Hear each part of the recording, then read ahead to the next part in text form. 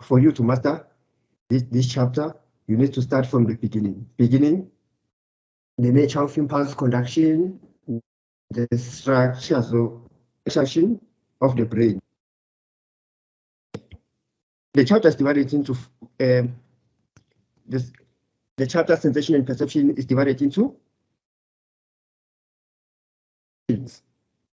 that is sensory system, monitoring, perceptual organization, recognition, attention, as well as intersubjectivity of perception, the intersubjectivity of perception. So it's divided into 6. So check your notes where it's divided into this grouping. Sensory system, monitoring, perceptual organization, recognition, attention, as well as your intersubjectivity. Also the previous question papers, we can just open them, your assignments, so that the session be much user-friendly. So before I continue, let me read this abstract for you. It's actually in your recommended book. Just read it in order to kickstart, to break the ice. It says, people are in continual interaction with the environment. Yes, people like other organisms like animals. So we are constantly in contact with the environment. We influence the environment, and the environment influences us. We influence the environment, and the environment influences us. This implies that there is a constant change. There's a constant change, both in terms of what we do and what we are. There's constant change. There's transformation, there's development.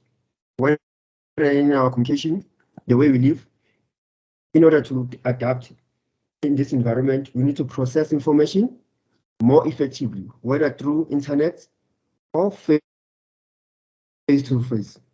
This means that we have to be able to receive and select information from the environment. For us to interact, to exchange, to adapt to the environment, we need to do what? This means that we have to be able to receive and select information from the environment, determine differences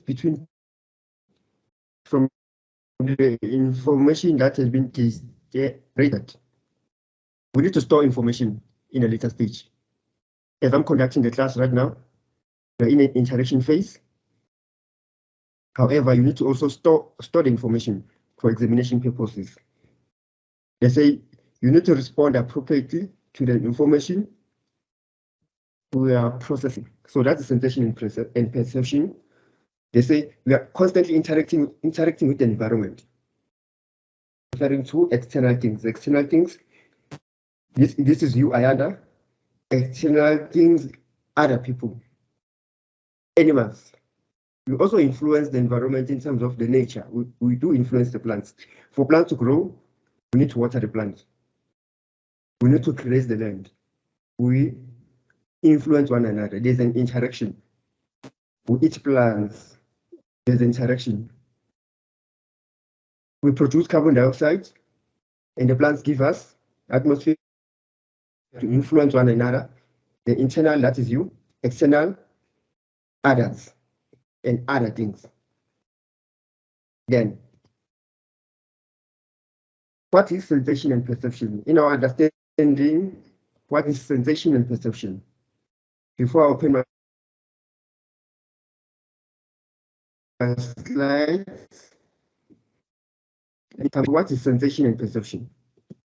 So anyone, what is sensation? Remember, this is your class. We are here to learn examination papers. You can start to assess. Let's assess ourselves. What is sensation as well as perception? You just raise up your mic to tell me what is sensation. The other students as well will do the same, explain perception. I think sensation is an awareness that results from the stimulation of the sensory organs. Can you please repeat? Is the result of? Is the result of the stimulation of the sensory organs. I think that's what sensation is. Okay, thanks very much. I will answer. Maria, I think perception is the manner in which we welcome things. Manner in which we welcome, we receive things. We receive, yes, things, or we welcome, yes.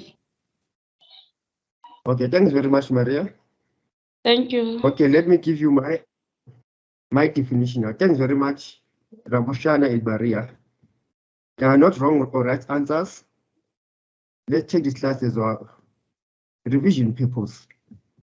So the definition is one, the way in which we receive information and messages and make meaning of it is through the process of sensation and perception, interpretation and receiving. So let's start with sensation, which is the first one. Remember, we receive information through senses, through five senses. Five senses that includes sense of hearing, seeing, that is visual, as well as the last one, sound. Those are five sensations. Sensory reception. It says, sensation is a process of receiving sensory and incoming information. The receiving part is sensation, not perception. The receiving part of it is senses. So senses are the first contact of information. As I talk to you right now, you can also see the slide, meaning that is sensation you're receiving, orienting to and monitoring for interpretation to take place. They say it's a process of receiving. I'm talking to you right now. You can receive the sound waves, you can hear me, that is incoming information through a state of awareness. Through a state of awareness, meaning you can hear my voice take place. You receive information whether through touch. I touch you right now. You are aware of my touch. Then the information needs to go straight to the brain, oriented to, guided to go straight to the brain. Then the brain will interpret as to where does the information need to go. You respond, what touching me, or you turn. You have something to say, meaning the information has been oriented to the correct place. Then once it gets to the correct place, the information needs to be interpreted. What does the process of interpretation is called? Perception. So perception is from sensory information by forming observations, organizing information, and paying attention to it. You see, they work together. They work together. First is sensation. You cannot interpret without passing through your senses. Whether it's touch, we are eating something, your ability to taste is through your senses. Your ability to hear senses, your ability to differentiate khaki, brownish, chocolate, white, black is visual aspect. Senses under visual is through the state of awareness, oriented to, directed to the relevant part of the brain in order to interpret the brain, in order for the brain to interpret. Remember, the brain has different structures. There's a structure for pain. If I pinch you right now, you'll feel pain. Go straight to the relevant part of the brain. If I shout, go straight to the relevant part of the brain. Monitoring form is monitoring. They say making meaning by forming observations. As soon as the message reaches your brain, you need to interpret. What kind of touch? Sorry, color? Sia, can you please display the slides? They say organizing information, they pay attention to it, then you act. So that is number one. Then let's move on. Your sensory system. Remember what I said? It has subjectivity of perception. We are done with interpreting the most important two concepts, which is receiving and interpretation. Sensory system. Our senses. We discussed about our senses. This is a breakdown of our senses. There are five. There are five sensory systems that provide us with information necessary for survival and adaptation. Sensation and perception is divided into 6 units. 6 units, that is sensory system, monitoring, perceptual organization, recognition, attention, as well as intersubjectivity of perception. Those are 6 units. You can say 6 units or 6 sessions. It's divided into 6 sessions. Then we interpreted the definition. We look at the definitions of sensation and perception. The way in which we receive information and messages and make meaning of it is through the process of sensation and perception. The way in which we receive information and messages and make meaning of it is through the first receiving part. They say it's the process of receiving sensory and incoming information through the state of awareness. So this is what I was reading when the slide was off. It's the process of receiving sensory information through the state of awareness orienting to and monitoring for interpretation to take place. Let me break it down. It's the process of receiving information. You receive information through senses, through 5 senses.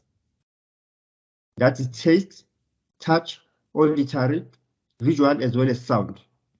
So it depends on what type of information. As I'm talking to you right now, that is auditory system, it's hearing system. You can hear my voice, and now you can see the brain and monitor it for interpretation. So to the brain, the information needs to be interpreted. Interpreted first how?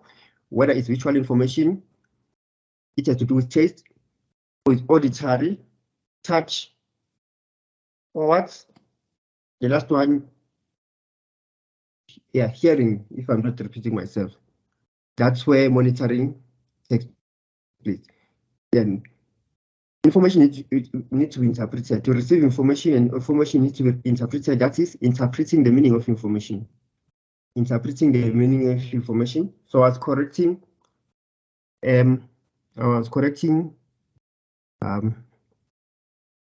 Ramoshan as well as Maria, that perception, that's where interpretation happens. Information takes place. Is the process of interpreting and making meaning from sensory information. The process of interpreting and making meaning from sensory information by forming observations, organizing information, as well as paying attention to it. Meaning you receive information from sensory. Then I said, if I pinch you right now, if I pinch you, you'll feel pain. Where is it interpreted? Meaning my hand is a stimuli, I pinch you. The senses will receive the pain sensory information, then they direct straight to the brain via the neurons, the nerves. Go straight to the brain. It's interpreted, someone is pinching me, you feel pain. Then what happens? You react by fighting back. So information by forming observation, organizing information and paying attention to it. That's it. That is perception. So in short, perception you interpret, sensory you receive. That's it. Then I went back when the slide was off. I said again, units or 6 sections. That is sensory monitoring, perceptual organization, perceptual recognition, attention, and intersubjectivity. Now we are discussing what? Sensory system. Sensory system has to do with senses. Remember, sensory is a receiving part where you receive information. We have visual system, which allows us to see. Visual system, which allows us to see. Auditory system, which allows us to hear. Proprioceptive system provide people with information about their movement and orientation in space. Provide information about their movement and orientation in space. We have somatic system. Somatic system, environment, heat, cold and pain. Then the last one, chemical system that allows us to experience taste as well as smell. Determine taste and smell. Okay, let me start afresh and break it down to you. Visual system. How do we determine visual system? Allows us to see. How does it allow us to see? They say when light activates the visual receptors. When light activates your visual receptors, light will mean you are looking at the screen now. You can see the different colors. When you wake up in the morning, suddenly the sun is out. This is through the process of visual system. They say light activates the visual receptors in the eye, where it's converted into nerve impulse that sends information to the brain for interpretation in an occipital lobe. So we did the brain structure. We know that light or whatever that you see is interpreted where? In your occipital lobe. So light activates the visual receptors. The visual receptors, the first contact of information. The visual receptors, we can easily say in your eye, the first contact of information in your eye, they are receptors. Your eyes are protected by receptors. That's where light detects. Light activates visual receptors in the eye, where it is converted into nerve impulse. You can see the slides. You can see the color. As soon as it goes straight into your eye, it moves to your brain. How does it move to the brain? Through what you call nerve impulse. It's quick, it's speedy. Nerve impulse before sent along the auditory pathway to the brain. So the message needs to be encoded before it's sent to your brain. The message is then interpreted where? In the temporal lobe. Auditory temporal lobe, visual system is the occipital lobe. Then we have what? Perceptual system. Perceptual system provides people with information about the movement and orientation in space. What do they mean by movement and orientation in space? We have what we call kinesthetic energy, kinesthetic information. You'll see in your notes, kinesthetic information comes from the muscles, tendons, as well as joints. The vertebral information comes from ear, and that provides information about head movement. Remember, when we walk like what? We walk like penguins, left, right, left, right. There's a balance. When your right foot moves, then your head goes to the left. When your left foot moves, then your head goes to the right. There's a balance. Yes, the vertebral information comes from the ear, provides information about the head movement. That is why it clearly says, that is why when you put on handsets and you're walking or running, at times you can easily even trip because the orientation in space is not, it becomes a bit abnormal. You put on a handset, you can't even see the car. So the hearing and movement, orientation in space, they work to connect the bone. So proprioceptive is physical parts. The says information about movement and orientation. Then the second last one, the somaesthetic system. Soma, aesthetic system, provides information about the environment immediate outside the skin. Provides information about the environment immediate outside the skin. So somaesthetic, you think of the skin, outside the skin.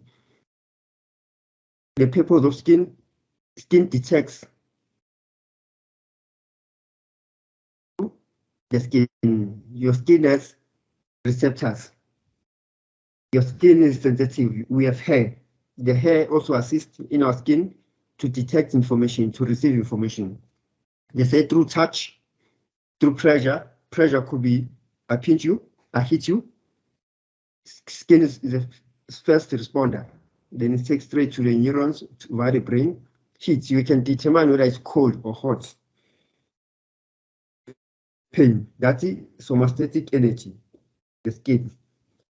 Then the last one, that is chemical system. And chemical system allows us to experience taste as well as smell. The receptors for taste are taste buds on the tongue that determine taste. A sense of smell are called olfactory sense. Depends on the activation of the receptors in the nose by chemicals in the air. The olfactory information directly olfactory bulbs on the base. Okay, let's leave that one out. However, to make this much simpler, your ability to taste is through chemicals. And when you eat, there are certain chemicals that are released in order to assist in digesting the food, also testing due to perhaps certain illness like COVID. They say one of the symptoms of COVID, your ability to smell disappears, meaning the chemicals that are responsible for taste, for smell, disappear. Is true again, the fluid, the skin, your body. So your ability to smell, if it's affected by certain illness, you won't be able to smell. Taste and smell, meaning the chemicals are not abnormal. And you also need, you will need, to some extent, you need certain medication in order to enhance your smell again, your sense of smell. Moving on, sensory receptors. Sensory system. We have receptors. What are receptors? Receptors are first contact of information. The first contact of information are receptors. Receptors are specific cells adapted to receive information from the environment. Taste buds, hair cells in your nose. Taste bud, I've explained that, your ability to taste. Then you have hair in our nose. We have hair in our nose.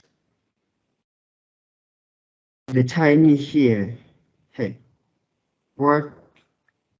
What's the purpose of that tiny hair? Is to determine the sensitivity and the irritation. That is why if you are experiencing nose congestion, it becomes uncomfortable. We need to clear our nose. This is because of the hair cells. The hair cells are sensitive. And remember that your nostrils are close in contact with the brain. What you hear in nose goes to where? Meaning the nostrils are sensitive parts. We need hair cell to detect anything that enters in our nostrils. That is why if something enters into your nostrils, you sneeze suddenly to show you that it's sensitive, something that does not need to be there. If you inhale, perhaps hair, cotton, any dirt inside the nostrils, the hair cells will detect and you sneeze to take it out. Or you have to clear out your nose. Those are hair cells in your nose. In the mouth, touch anything around our body. They are sensitive.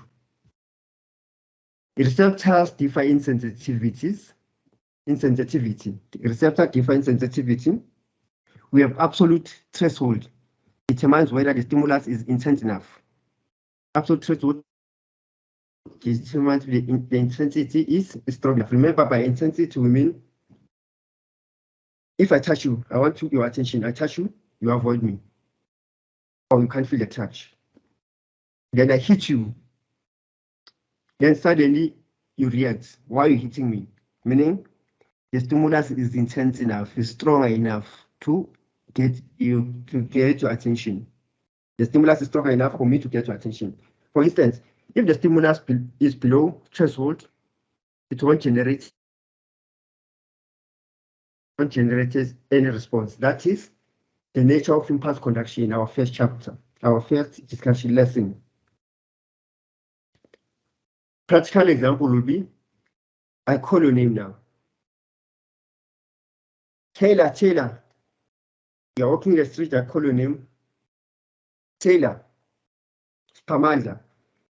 However, you can hear the voice, but you're not sure who I'm calling. You can hear the voice, but you're not sure, or we can't see who's calling you. Then you start to pay attention. Then I raise my voice, Pamela! Suddenly you hear me, meaning my voice now is intense enough. The stimulus is strong enough to get your attention. So receptors define sensitivity. However, if the stimulus is not strong enough, you won't be able to hear me. That is absolute threshold. Determines whether the stimulus is intense enough. For instance, if the stimulus is below the level of threshold, it won't generate any response. You'll avoid that particular person who's calling you. Then you have what? Differential threshold. Differential threshold determines the size of the increase in intensity. Determines the size of the increase in intensity. That results. We'll look at. They give us an example. For instance, let's look at the billboard. The billboard, advertising billboard. The bigger it is, the more it attracts your attention. The smaller it is, you avoid it. Now that when you are driving, you see billboards. They enlarge them in order for you to see. Differential threshold determines the size of the increase of stimulus. That's that. Number here is stimulus. What type of stimulus? Mostly hearing, touch. However, here they say differential threshold determines the size. The size could be something that you see most of the time. They give us an example in our textbook. They say to us, researchers have shown that people can compare two sensory experience and determine the difference in the intensity between them. They give us an example. They say, imagine that you are in a dark room. Imagine that you are in a dark room. Late at night, you are in a dark room. In the dark room, it is fairly easy to detect the difference between the amount of light given by one candle. So in a dark room, we decide to switch on one candle. Then there's light. You decide, no, I need to switch off another candle in order to increase light. You switch on another candle, light differ. You switch on the third candle, light differ. The fourth candle, light differ. So that is differential threshold determine the size of the increase in intensity that results in what? Noticeable difference. Determine the size of the increase in intensity that results in noticeable difference. So the key is notable difference.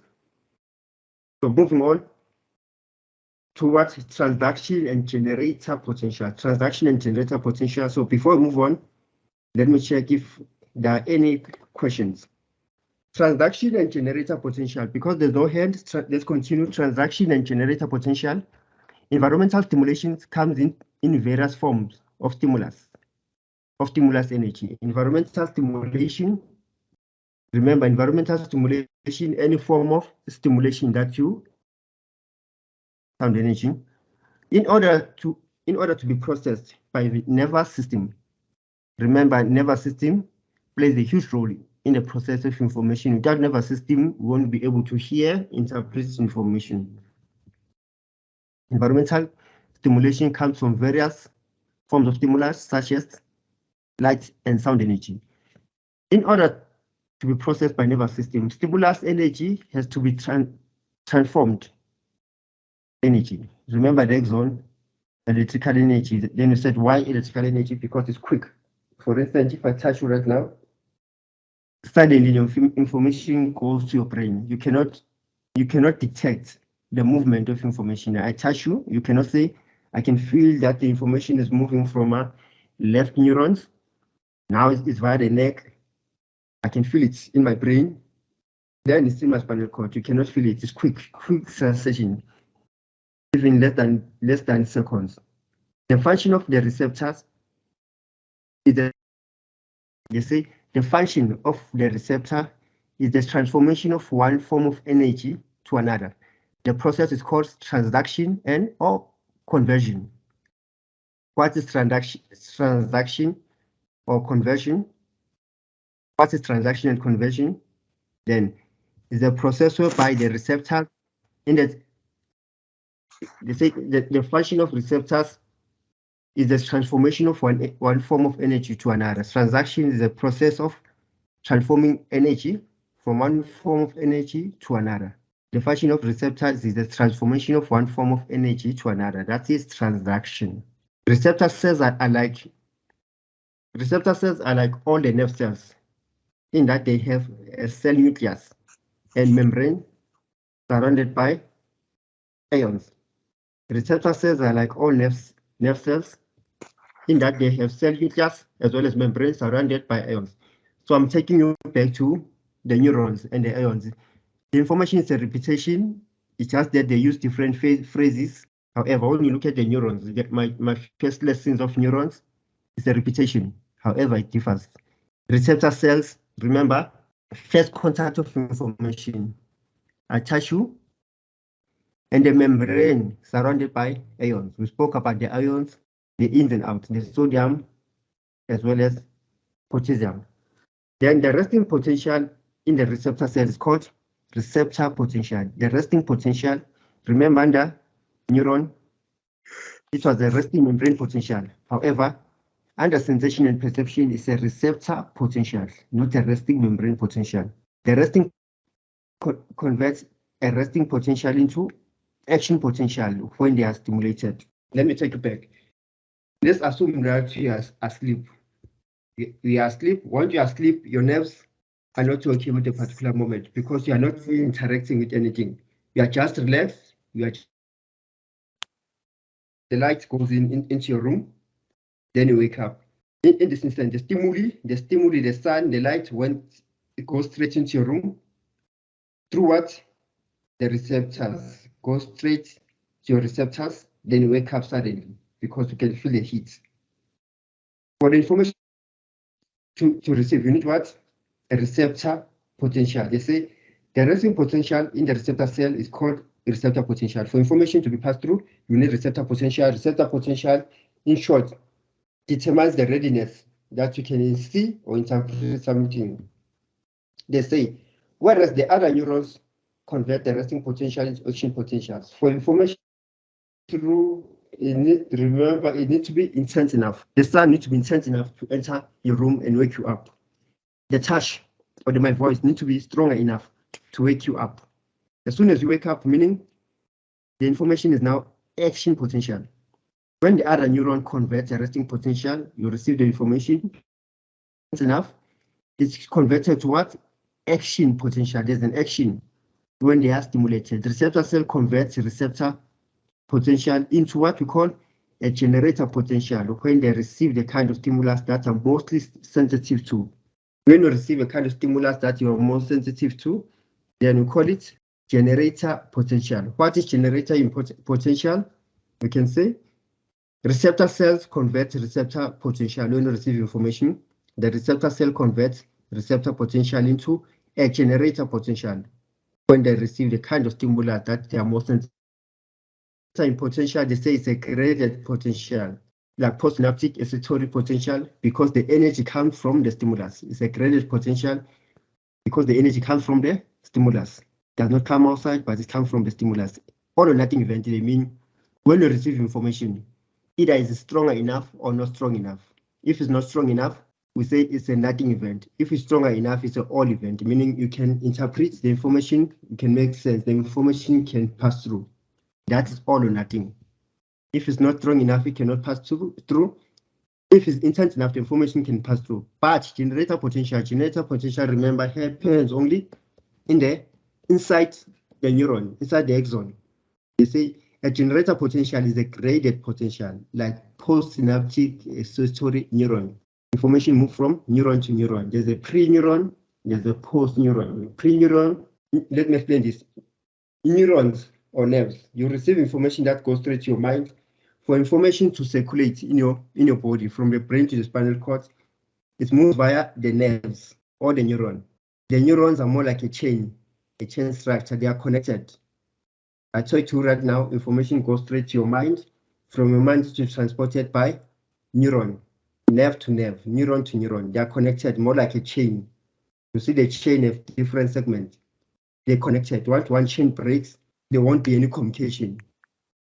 But the generator potential is a graded event within the neuron, like in post. This post meaning it's a second neuron, because the energy comes from a stimulus. Here is not an all or nothing, but a graded, because it's inside the neuron. Whether it's stronger enough or not, it's a graded potential.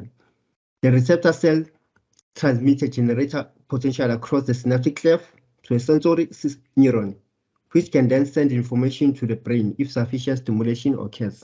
The receptor cell transmits a generator potential across the synaptic cleft to prevent overstimulation. Our first lesson, remember, when you receive information, something happens between the ions and the fluid. Remember, the fluid from the outside of the neuron moves inside. Sodium is more concentrated outside and potassium is more concentrated inside. Let me repeat this. We have neurons in our body. Neurons in our body are covered by what? Like I said, they are covered by membrane. Around that membrane, we have ions. in order to assist in transporting the information. Remember, sodium is concentrated more on the outside. When you receive information, like I'm talking to right now, the fluid, they change. Sodium goes inside. Hence, they say to you, if the receptor cells keeps on receiving stimulation, when you receive stimulation, the more I talk,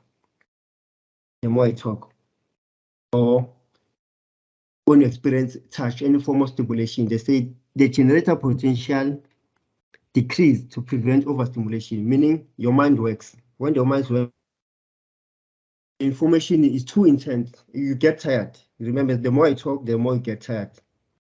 The more you do something at work, the more you get tired.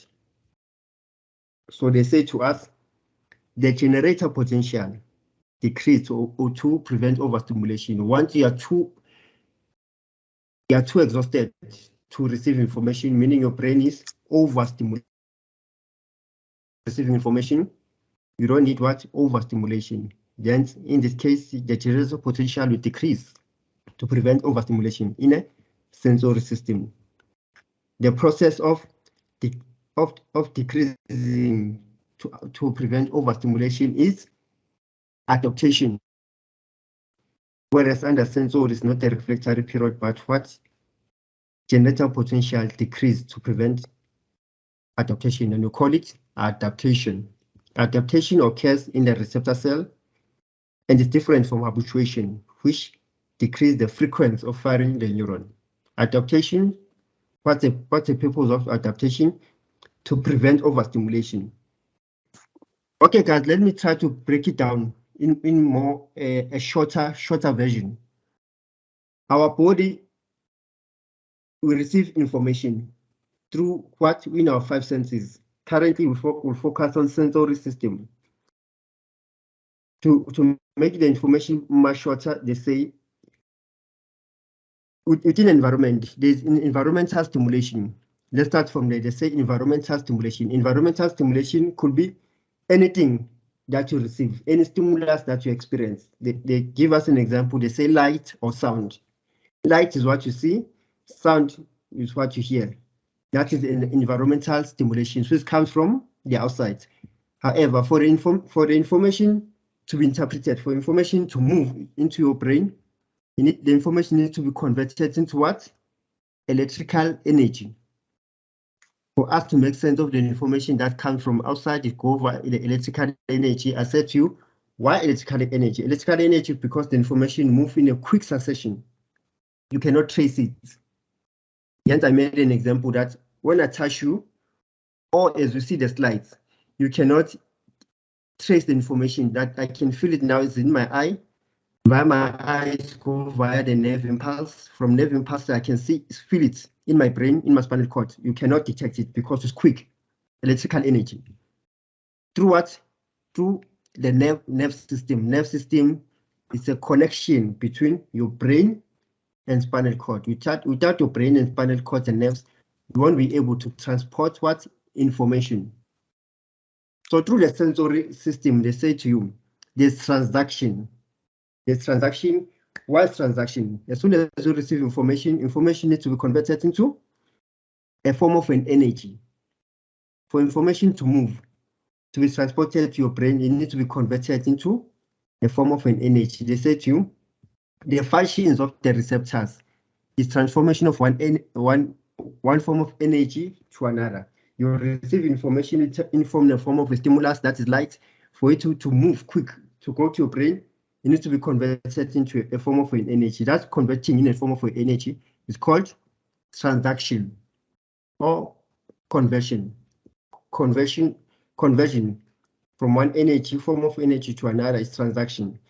That's it. Let's move on now. They say to us, we have receptors. Receptors, you know, we have receptors. Receptors in our skin, in our nose, we have receptors. That hair extract, the hair inside our nose are receptors to determine the sensitivity. We have receptors in our tongue. Those are taste buds. The ability to taste. Those are receptor cells. So with those receptor cells, then we move to what we call receptor potential. Receptor cells, the first contact of information, whether it's hair in your skin or the tongue. When you receive information, they say the resting potential in the receptor is called receptor potential. Receptor potential, for information to be transported from one place, not to be interpreted, to be transported from one place to another, we need what? Receptor potential. For information to move from one place to the next, we need the receptor potential. They say to us, whereas the other neurons convert a resting potential into action potential when they are stimulated. Let's make an example again. You are sleeping in a room, suddenly in the morning, body detects that the sun is coming in. Once the sun comes in, your body is stimulated. They say a resting potential will be converted into an action potential. An action potential is that moment you feel the sun, then you wake up. It's true, the process what we call action potential. Receptor potential determines the readiness. The first contact, you feel the sun whether it's intense enough. If it's intense enough, it will make you to wake up. It's through a process called receptor potential. Remember, receptor is the receiving part, receptor potential. Then the receptor cell converts receptor potential, what you receive, into a generator potential, where they receive the kind of stimulus that they're most sensitive to. As soon as you feel that heat, it's converted. That is generator potential. Imagine generator. When the lights are off, the generator goes up. The lights are off, load shedding, boom, no electricity. Then there's the generator, switch off the lights. That's how you can understand it. Receptor cells convert receptor potential to a generator potential, meaning you receive the lights through the sun or a tissue. The charge is stronger enough. Does it make sense now? It makes sense, sir. Thank you very much. Okay, pleasure. Thank you. Yep. Okay, let's continue. We have what? Monitoring and orientation. From transaction, we have monitoring the second point. Once you receive information through the generator potential, it needs to be interpreted. They say the next step in the process of perception is monitoring the available information. Monitoring refers to the brain's ability to process incoming information very rapidly and below the level of arousal. You receive information through your brain, whether it's touch or hearing. That process, refer to the brain's ability to process incoming information. So that process of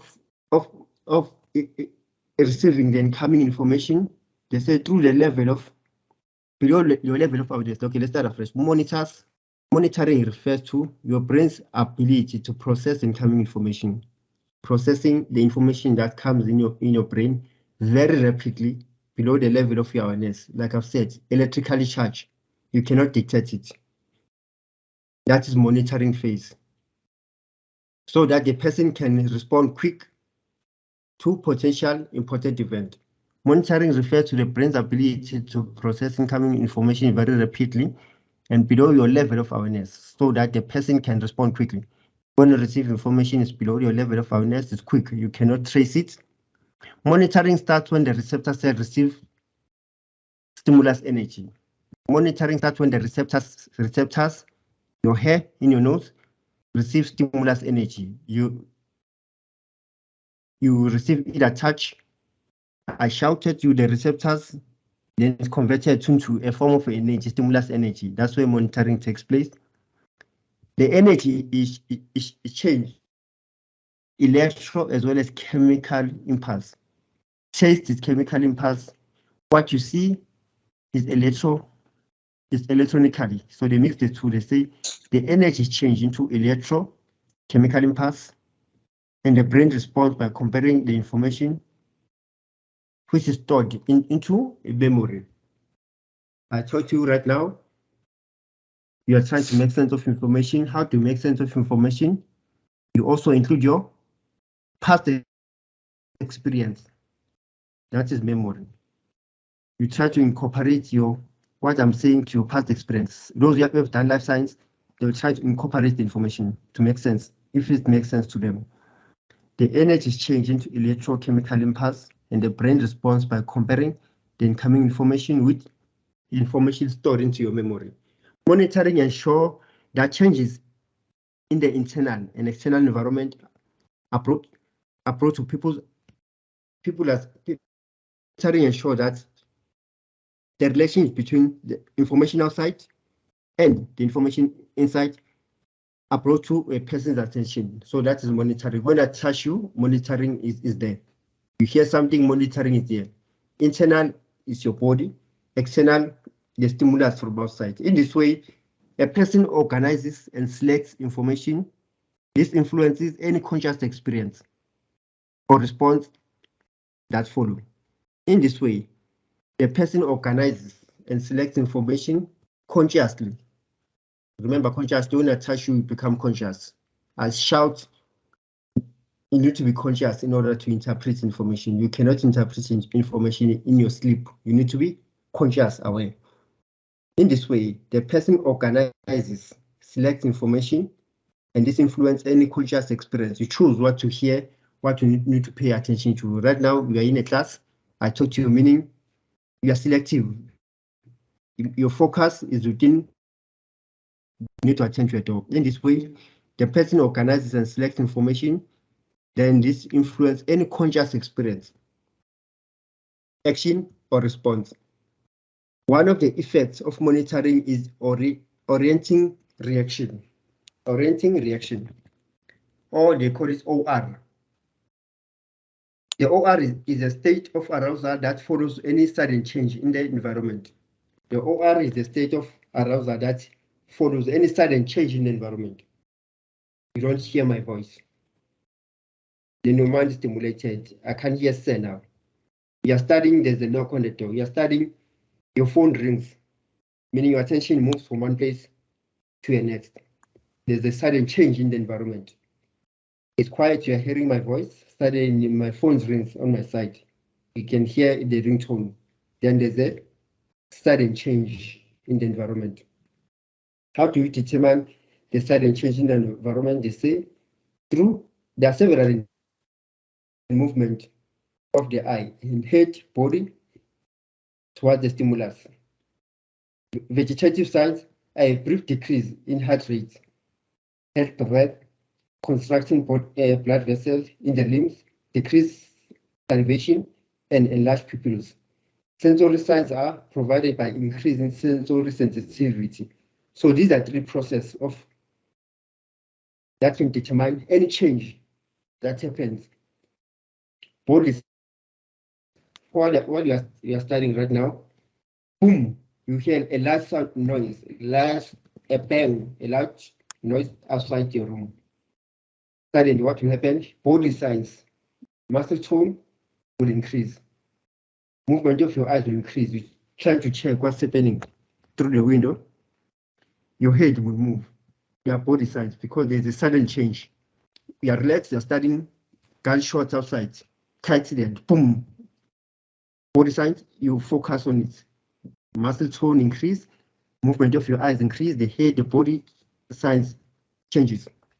So when it's vegetative sign, your heart rate change. While you're studying, you're more in a relaxation mode. When something comes from outside, the sound, your body internally, heart rate changes. They say health rate, either high or low. Blood vessels, they changes. Sensory, the sensitivity changes. If you can't concentrate anymore because of the sound, meaning sensory and incoming information, it affects your attention. You can't pay attention anymore because there's distraction outside. That is orientation in space. They say too, the purpose of these changes is to allow the person to obtain as much information as possible about the environment in a short space of time. We are flexible individuals.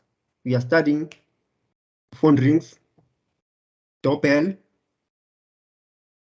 Your stomach tells you, your stomach tells you that you're hungry, you need to go to the toilet, meaning there are multiple actions, different things happen at once within your body. The purpose of these changes is to allow the person to obtain as much information as possible about the environment. There are a lot of modality and other responses as up to while you're studying, different things happens. Different stimulus plays a different role. The neurons work over time. You can see, as I'm playing with my mouse, monitoring, as you can see the color rate. At the same time, you want to listen through auditory. At the same time, you feel cold, get the blanket or switch on the heater, meaning your mind can take with different sensitivity. However, if the person realizes that the stimulus is not important, you avoid it. The response will decrease. They say, however, you realize that the stimulus is not important. You can feel a knock on the door. You just check through the window. No, it's not important for now. You avoid it. The phone rings while you're studying. You just look at the phone. It's not important. You avoid it. That's what they say. If the person's responses to a stimulus increase, sensation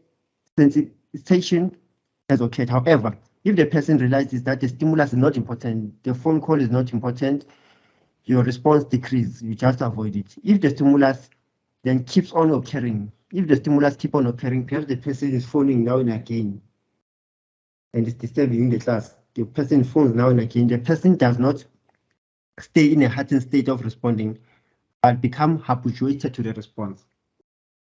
If the knock keeps on happening, if the phone keeps on ringing, you end up getting used to it. Even if the phone continues ringing, don't pay attention to it now. You continue with your studies. They say you become habituated to it.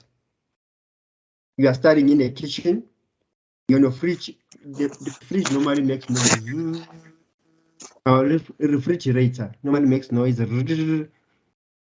At first, it will annoy you, perhaps in the morning, because it's something new. However, the more you stay there, you get used to the sound. You are studying, you are pairing outside, you can hear, you are playing music. However, you don't pay attention to the music. You can continue to study. As the music goes on, you end up becoming used to the sound outside. You continue studying. You don't pay attention to it. That is habituation, meaning you have now got used to the distraction outside. They say basically habituation is a basic form of learning and tells the person that the stimulus can be ignored or that a certain response can be stopped. The stimulus can be ignored or that certain response can be avoided. For example, a sudden loud sound may start. Let me go back a bit. OR. You're studying suddenly, then there's a sudden change in the environment. The sudden change in the environment is what? The noise outside. When the sound of people are talking, that's a sudden change. We are studying, then there's a sudden change. That is OR. Then you listen to the noise. However, you feel that the noise is very important. I can move on. These are three signs. They say the sudden changes either bodily signs, either influence vegetative signs, is either influence sensory signs. That is OR, a sudden change. So the sudden change right now, then there's a sudden sound, either a knock or phone call. The sudden change is an OR, orientation reaction. Then they explain to you here that it will depend whether the noise distracts you intensely or the noise is important. If the phone, the call, the person who's calling you, they knock on the door. That is OR, the sudden change. Is it important or not important? If it's important, you pay attention to it. If it's not important, you get used to the sound. Sounds can be stopped. That is habituation. For example, a sudden loud noise subtle. When you're studying, a sudden noise cause you to stop working for a moment. But if the noise continues, you ignore it and carry on studying. Focus on it. That is habituation. So in short, habituation refers to the disappearance of OR. The disappearance of OR is the orientation direction. This is sudden noise. The disappearance of this sudden noise after repeated stimulation by the event that initiated the trigger of it. So it's a difference, even though the sound is there, but in your mind, the sound has disappeared. Then they continue, they say, however, if the stimulus that initiated the OR, the sudden change, then appears again slightly differently, appears again in a different form. Here's the sound. You're avoiding the sound, you're continuing studying. Perhaps they are playing a different genre of music. Perhaps they're playing what? Pop. Let's assume that they're playing pop. Now you are used to the pop. You can even do a sing along, but however, it does not distract you. You continue studying. They say here, then they change the music. They change the music. Now what they're playing rock, different genre. Again, it takes your attention. Remember, they are playing pop. You got used to it, then you continue. Suddenly, they play a different genre. That is they're playing rock, or they're playing piano or house music. Again, the sound changes, meaning they say, however, if the stimulus that initiated the OR then reappear in a slightly different way, in a slightly different form, a different situation, the OR trigger again, then that is dishabituation. They're playing soft music, you're used to it, you avoid it, you ignore it, habituation. Then they change the music, avoid it anymore, because you can hear that the music is changed. That is dishabituation. That sudden change now is said dishabituation. From habituation, you're used to it, then it's dishabituation, everything changes. Using the previous example, if the noise you become used to suddenly changes to a higher pitch, or the sudden change that allows us to become aware of the potential important changes in the environment. You see, you are studying, then the gunshot. Now and again, you avoid the gunshot. Continue studying. Then there's a bomb now, boom. It's a dishabituation. It changes your mind to focus on the noise again. Habituation, you become used to the noise. Dishabituation, the noise changes slightly. You pay attention to it again. Here, to refresh the type of learning. Then we have got perceptual organization. Perceptual organization. Let's go back to a bit. We have sensory system. We have discussed sensory system. Now we are moving to monitoring. So these two are the most detailed, sensory and monitoring. We are now moving to perceptual organization. Remember, pay attention to what has meaning to us. Information rather irrelevant or less important. It's a continuous. They say the process whereby attention is given to relevant information and not irrelevant information. What will determine if the information is relevant or not relevant? If the information is less important to us, we won't pay attention to it. If the to it, like they said, you are studying, they knock on the door to check who is knocking. Perhaps the people are selling stuff, then you avoid it because you're studying. You're studying right now, attending a class, then there's a phone call. You check the phone, no, it's not important. I'll phone the person later. So meaning our mind determines whether the information is important for now. What determines that? We have the law of perceptual organization. The law of perceptual organization, spatial organization, perceptual constants, and illusion. Those are the factors that determine if the information is important or not important. Let's start with the law for perceptual organization. They say the characteristics of the stimulus, the state of a nervous system, as well as the individual's present characteristics and the past experience. So the past experience and personal characteristics determine if something is important or not. The state of your nervous condition, perhaps you are tired. You don't want even to think. You are sleeping. You hear a slight noise outside. However, your state of your nervous system, you are too tired to even to focus on it. You just sleep. The end of time, there are break-ins. Then in the morning, the person will say, "No, man, I heard a slight noise, but I avoided it." Because you were exhausted. You couldn't even pay attention to that. The characteristic of a stimulus, someone talks to you, you are not there. You just don't pay attention. Then the person comes later, but I told you. Then you realize, yes, you told me, but your state of nervous system, you're not interested. You feel that information is not important. So that is law of perceptual constant. The characteristics of the stimulus, the state of your nervous system, the individual person characteristics and the past experience influences the way you interpret information. Figure and ground. You say we organize visual information in a meaningful figure. We organize visual information in a meaningful figure between what is relevant and not relevant against the less meaningful ground, irrelevant and less relevant information. Let's check for an example. What do we mean by the figure and ground? The figure and ground would be, let's think of Robben Island. When you think of Robben Island, what comes into your mind? What is the most important figure when you think of Robben Island? You think of the Nelson Mandelas, meaning Nelson Mandela is an important figure. When you think of Robben Island, okay, Robben Island, that's where Nelson Mandela was arrested, meaning the important figure. When you think of Robben Island, a figure,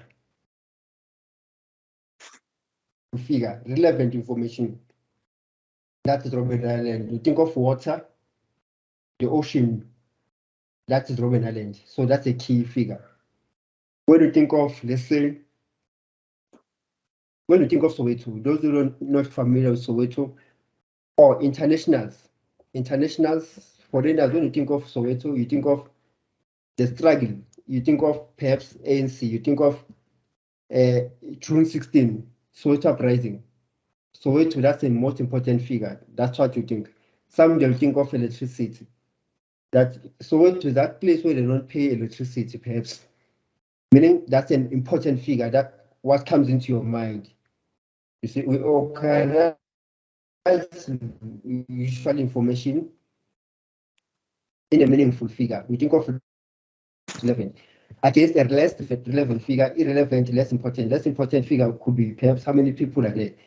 Are they working or not? So we compare the two. You see? Relevant figure and not relevant figure. It depends on what is important there. When you think of sensing, you think of money, you think of businesses. You think less of people that are not working in that area. You think less of the sharks. Sensing is connected to Alexandra.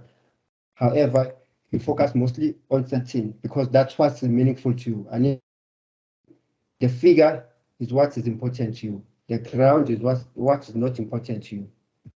Then we have contour. 1.2, we have contour, closure, and grounding. Contour, closure, and grounding. They say contour refers to the boundary and other features that separates the figure. Let me check from the textbook. They say the perception of contour often depends on the abstract of changes in the brightness and color, which provide contrast. They think that you don't have a textbook there, so they've given you the differences in the recommended book. What do you mean by contour and non-contour? Figure provides an example of the phenomenon, but I'll give an example. When there is a gradual change in a stimulus, there's no definite contour, therefore no figure. You are working at the street lights, you are driving. Mostly you drive you drive through a place that will give you light. There are street lights, you walk through the street light. You don't need to work in the darkness. You work where you can see, you work in the lights. Or you might put yourself into danger. So you try to work where there's brightness, where there's clarity. You work where there's clarity. You don't work. When you are driving, you avoid potholes because they'll damage your car or you get into an accident. You like to work in a place that's smooth. You see? They say sharp contrast between black and white. There's contour, there's brightness, there's darkness, there's some unshady places. Then closure that it has a meaning which depends on the greater deal of the experience. Closure, our tendency to complete something spontaneously so that it has a meaning. Closure depends on a great deal of our experience. They give us an example. They say, for example, If you see a person from a distance talking, while perhaps scratching the ear, then you assume that the person is holding a phone. You see the person from a distance holding an object next to an ear, starting to noise, talking to a phone. That is closure. It's closure. You see someone that is chewing, you assume that the person interprets them through what? Proximity, similarity, as well as symmetry. In your household, you have a containers for sugar, salt, coffee, perhaps pasta, tea bags, meaning the proximity. You place them accordingly. They say you tend to see two sets of lines. Proximity is you place them accordingly, a tendency to group elements that are close together as though they represent a figure. That's proximity. You place things that are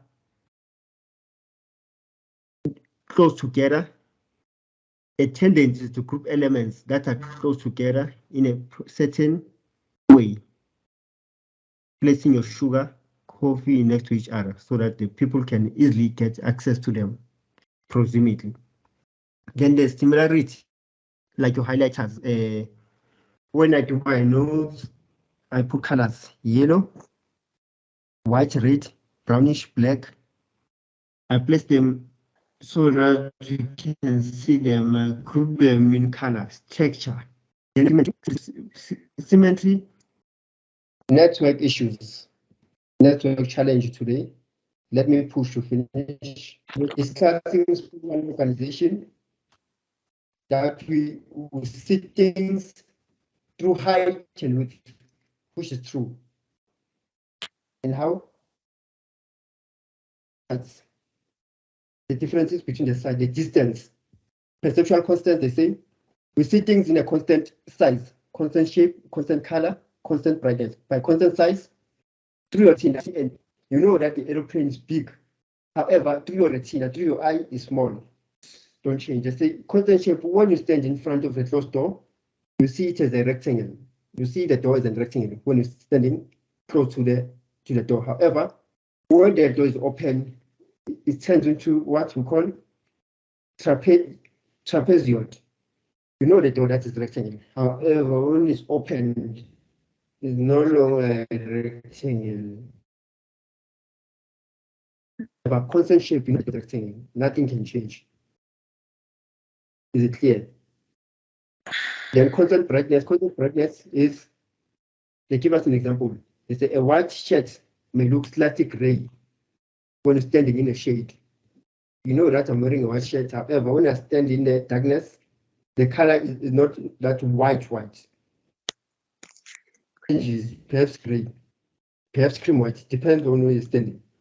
However, in our mind, you know that your shirt is gray. She was wearing a white shirt. However, in a different shading, the shirt will change to grayish because they're in a shadow. So it's constant color, constant size. You know that your partner is big, chubby like. However, from the distance, he or she looks tiny. But in your mind, the size is constant. The size doesn't change. It's something that does not exist. An object or stimulus does not exist. An example here would be a class door. A class door. Have you seen the videos where people walk straight to a class door? They go to a company, a certain company, or certain door. There's a class door. Suddenly they hit the class door. Just walking, you hit the class door.